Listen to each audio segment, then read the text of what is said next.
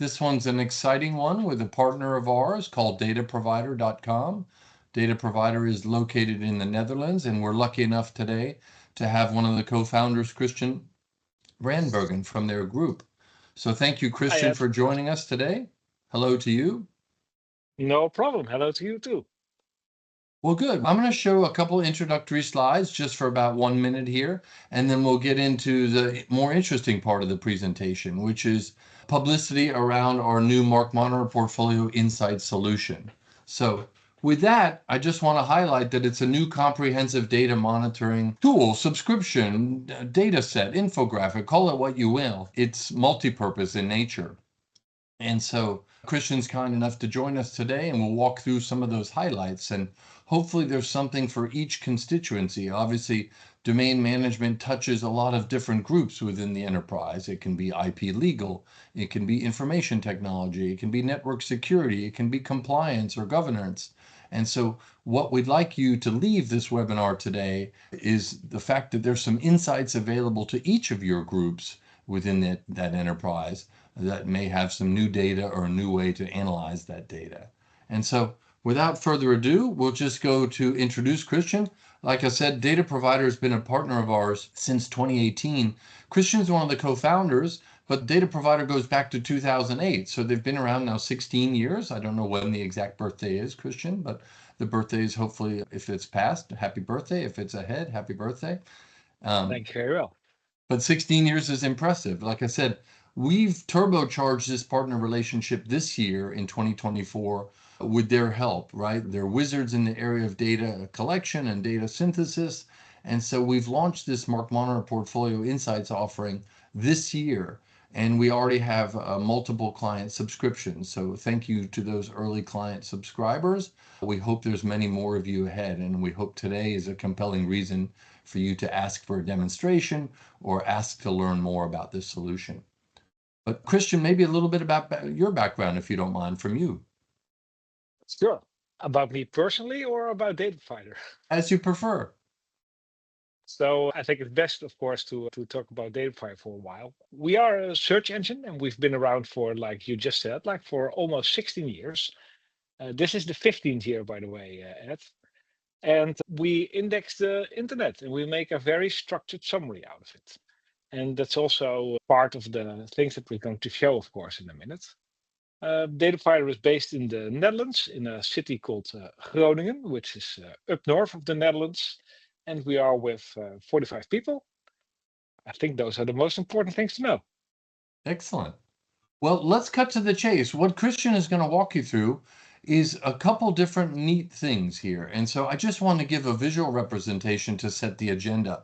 So again, it's a subscription-based service from Markmonitor, backed by our partner here. We do log into our partner's area. It's housed by them and hosted by them. And you'll see, kind of like a financial analysis tool, we're going to go in, and basically this is dynamic data, right? It changes. Your portfolio is going to change for each of you customers. And so we want to chart some of those changes and highlight some things that maybe you had a short-term project and you finished that project and you want to see the benefits and tout those benefits of that project. So Christian will show you kind of a month-over-month view, right? We crawl privately data of each of your portfolios, and we represent that data here. And so let's just cut to the chase, Christian, and have you show the demonstration dashboard that we created. It does not contain any existing client data. We used kind of the color palette, so red.com, blue.net, green.org, for example, in this sample size to show you. But Christian, I'll turn it over to you and you can highlight some of the dashboards, and maybe in between each big tile, I'll interject a couple things, what we've heard positively or constructively from our clients along the way. Okay, sounds like a plan. So let me share my screen. So if all went well, you can see my screen, right, Ed? Now I can see it. Yes, the Markmonitor demo is visible. Okay, great. So this is the dashboard where you would normally land. And of course, this is a demo dashboard. So the numbers that you see are all from the demo domains. And each tile that you see represents a lot of information.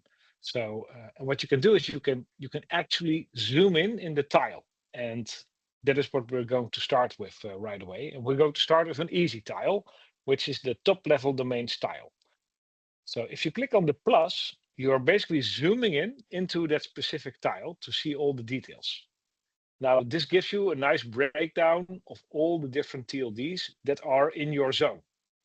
So like Ed already told, we index all the domains of your portfolio, and we collect over 200 different variables from them, and we use these tiles to give you breakdowns of this different information. And this one is about the TLDs.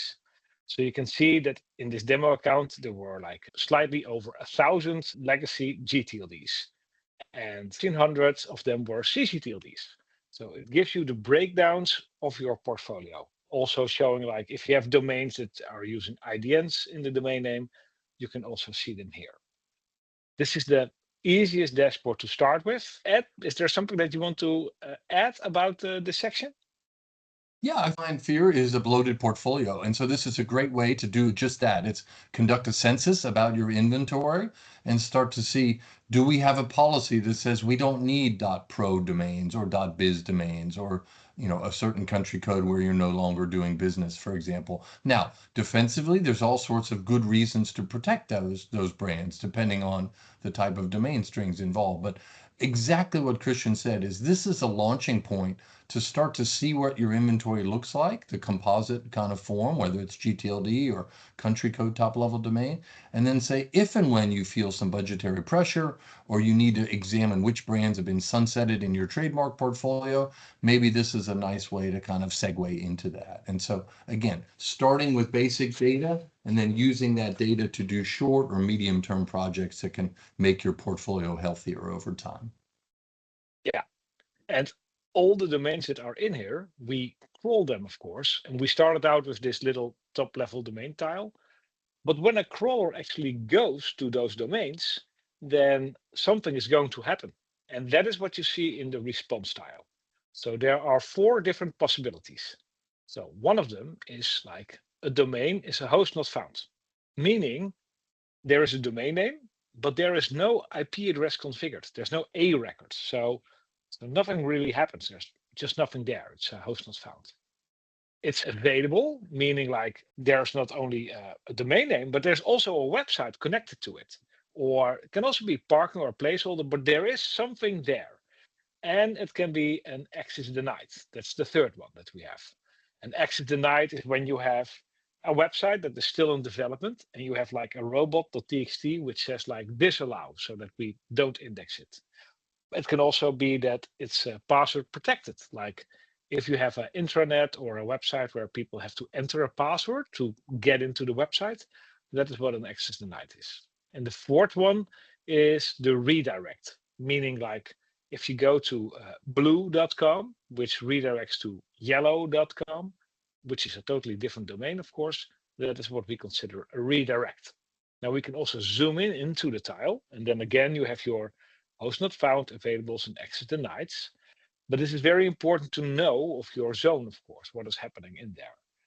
Now, when something is an access denied, when we cannot go in, I already explained a little bit about it. It can be because of a robot.txt, but it can also be because there is an issue with the website or with the server. And that is what you see in these tiles. Like if it's a 4XX, let's say something in the status code 400 series, it means there is something wrong with the website, like it's a page not found or it's a forbidden page. If it's something in the 500 series, that is where the web server itself has issues. And if it's something that starts with a 9, it's all about the indexation process. For example, we cannot index a site because it is disallowed by robots or because there is a password or there can be many reasons. And now what the nice thing is about these dashboards is that if you upload your zone file and we index the domains, and you think like, okay, all the websites here work, but then you see like, oh, apparently 138 domains result into something like a 404. You can then click on the view data button, and what happens is that we will open the sheet. This is what we call the sheet, and we will show you like all the websites that resulted in that specific status code in that specific range. So you can actually see the results of the websites and where they resulted in. Now, if a website is available, so there's something there and it works, then we also classify the type of website. Like, is it a business website? Is it a content website? Is it a placeholder? Or is it more like a personal website? We look at the content, we look at the pages on the website, and we classify what type of website it is. And so that is when a website is available. If something redirects, we also know where it redirects to.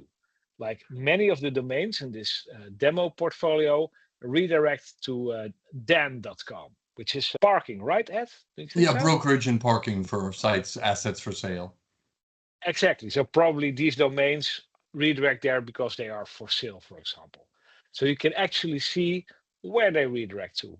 And for all domains, we also know which ones are active, meaning which have lots of changes over the month, because every month we go to the websites again and we can compare all the things that change. Like if you add more pages, or if you change your address, or if you upgrade your CMS to a new version, that all increases the activity. So we also show you what websites, if they are available, are active and which ones are less active, which are great insights to see how your domain portfolio is being used. But let me pause there, Ed, for a quick second, and maybe you want to add something there.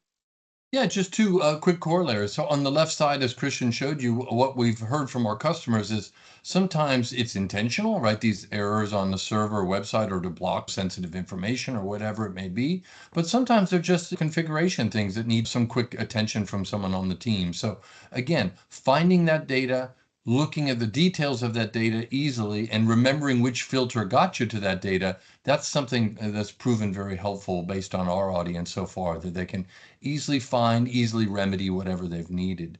And on the right-hand side, I think it gets very interesting. Many of our customers certainly use the Markmonitor forwarding. Sometimes it's interesting to get high activity changes. For example, someone may put a new copyright tag on the bottom of each page. And so there's a compliance check to say, did we input our copyright notice or a legal notice on the bottom of each of our pages? And you can use some of these tools of tracking the changes of each site to help you with checking those things, right?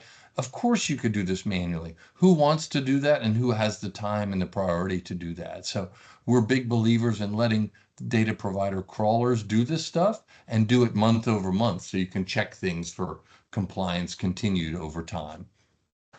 So when we know everything about response, like what is happening on those domains, there are also other things that we also take into account. Like you can't really see it, but most websites these days, of course, have SSL certificates in them. So the tile at the top right tells everything there is to know about SSL certs. And again, if you click on the plus for more details, we zoom in into the specific area that explains a lot about the SSL certs in your zone. So while we index a website and check the SSL search, we also authenticate. So we look at what you see at the bottom left, if the installed SSL cert is there, and if it's there, if it's working. And believe it or not, in many cases, or in too many cases, let me put it in those words, SSL certs don't always work. So they are expired, they are configured wrongly, they are many reasons what can happen. But here in this part, we show you exactly the domains that have valid and invalid, or sometimes no SSL certificate. It also gives you a breakdown of all the different certificate types that are there. Like, is it an SSL cert for just a single domain, or a multi-domain, like one certificate that works on multiple domains? Is it a wildcard SSL certificate that works on all the subdomains of a specific domain? This gives you a little bit of details about the types of certificates. And one very fun thing to always see is that if it was invalid, then we also know which host names have the invalid certificates there. This screen also gives you a breakdown of the different SSL issuer organizations. And this is very helpful, for example, when you only want to use certain brands, like if you only want to have Sectigo or DigiCert or Google, for example, then you can see exactly what type of SSL certs are being used in your zone. You can use the DNS records, by the way, to also explain what SSL is your organizations you want to use. And that is what you see here at the right. Now, SSL certs, they have an expiration date always. So in this screen, we also show you the number of domains that are going to expire within the next coming 30 days. This gives you a little bit of an alert on the domains where something is going to happen. Now, as you can see, this contains a lot of information about SSL. We try to limit it to all the relevant information, but I think that all the relevant information for most people is in here. What do you think, Ed?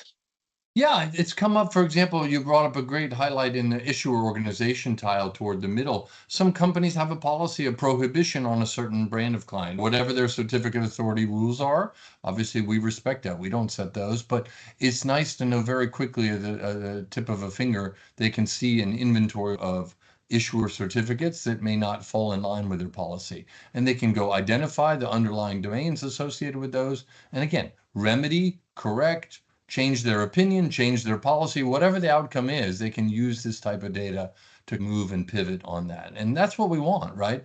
We want something for every constituency, as I mentioned at the top of the call. So whether it's expiring certs are certainly front of mind nowadays. There's a push underway to make the certificate validity period even shorter than it is today. So expiring certs and cert life cycle is going to come up quite a few times in the next 12 to 24 months. But using a tile set like this, these infographics can, again, be those points on a map, waypoints, if you will, to help you get back in the direction that you want to go. Yeah. So we talked about the TLDs, the response, like what is happening on the domain, about the SSL certs. And another thing that is always very interesting to see is if there is a working website with, for example, a working SSL cert, then there's also a website. And when there's a website, in many cases, there is also a CMS or a shopping cart or something that has to do with SEO. There is actual content. So in the tile about CMS and SEO, we try to give you a little bit of information about how the content is created and how the content is optimized for search engines. So it shows you a breakdown of the different shopping cart systems that we identified. And the crawler identifies over 200 different shopping cart systems and over 300 different CMSs. So we show you what kind of CMSs are being used and what kind of shopping carts. Of course, there are also people that still make websites in Notepad with their bare hands. But in most cases, one of these popular CMSs will be detected. Now, once you have a website, there's also, in many cases, like low-hanging fruit to optimize a website. Even in this little demo, there were multiple cases where there are like easy, quick fixes for your SEO. Like apparently there are 21 websites in this data set that don't have an appropriate title. There's just no title configured. And for SEO, that is very important, of course, to have a title, also with the description. Like every page of your website should have a clear title and a clear description. And apparently in this data set, 59 websites don't have a description. They're just empty. So this is low-hanging fruit for your marketing department to really optimize these websites so that it also ranks better and gets more people to those websites. Now, another part of SEO is, do you have a mobile version of your website? So does your website work on mobile? And in this case, most websites, by the way, are optimized for mobile. You can see the different languages that are being offered, and also if there is a sitemap available for that website.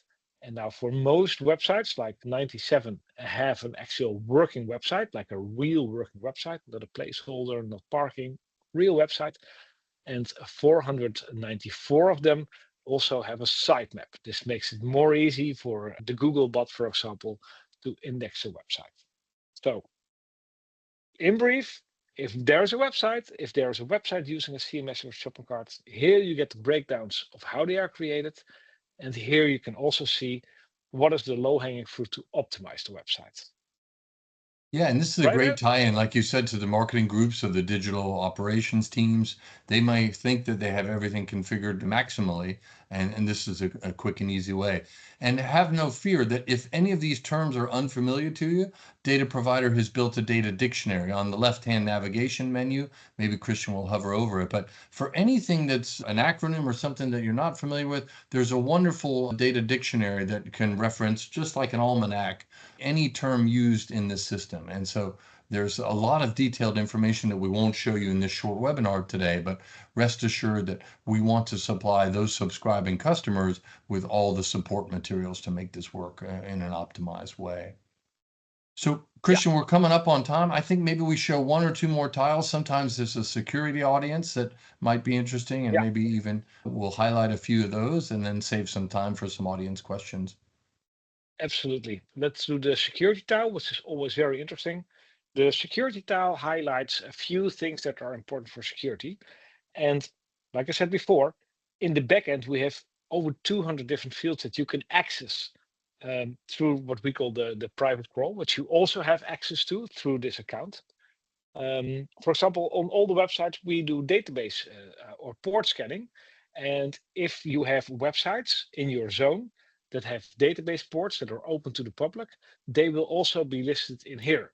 So it's very important to close those ports.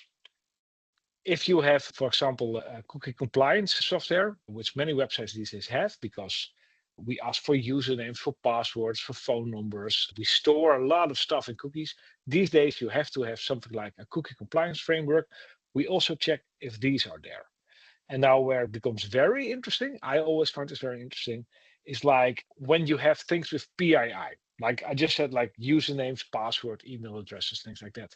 There are still websites out there, even in this demo data set, like 7 domains, they collect PII, so usernames, passwords, and they don't have SSL, meaning that if you go to these websites and enter your username and password or anything else, it is being sent over the internet unencrypted, meaning that everything that is like also loaded in the background, ranging from Google Analytics to Hotjar, doesn't matter what, all those scripts also see exactly what you typed in and just posted to that website. So it's very important that you have that number run back to 0. Also, we do things like we check like if you use WordPress, which is of course a very popular CMS, do they have the right version? Are they not deprecated, like so old that they're not being maintained? In this example, we have 34 domains running on old versions of WordPress. We check the version of the web server software, like do you have the right version of Apache or Nginx? We check also for deprecated versions of PHP and all the HTTP headers that are on these websites. We have them in the backend. You can access them. And this is just a tip of the iceberg, what you can do with the security things. Oh, it's great. We've exposed some vulnerabilities, but I just want everybody in the audience to remember there's a lot of positivity in here, right? We want to give you data in infographic form and supporting filters and exportable data that can show that you're running your program well, right? You might need that for your annual performance review or to justify next year's budget or more headcount. We want to show you both positive and negative things. There's some short-term fixes that might be exposed, like a deprecated site or expiring cert or something along those lines. But there's also a ton of positive stuff that we can help you relay, maybe even highlight. And so that's why we appropriately named it Portfolio Insights, right? It need not always be doom and gloom. There's a lot of stuff that we can tout and help you justify your program, expand your program, or explain your program even better sometimes, because Lord knows a lot of people don't know what domain management is all about.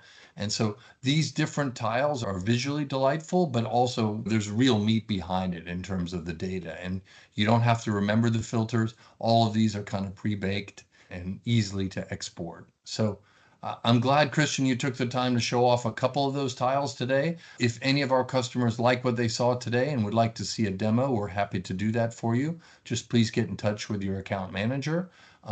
And with that, we'll give you back the rest of your day, and we're very appreciative of you all joining us today. So again, Christian, thank you. I appreciate you Yep, joining on today, and we're glad we're partnered with you for 6 years, and I hope there's another decade ahead of good collaboration. absolutely.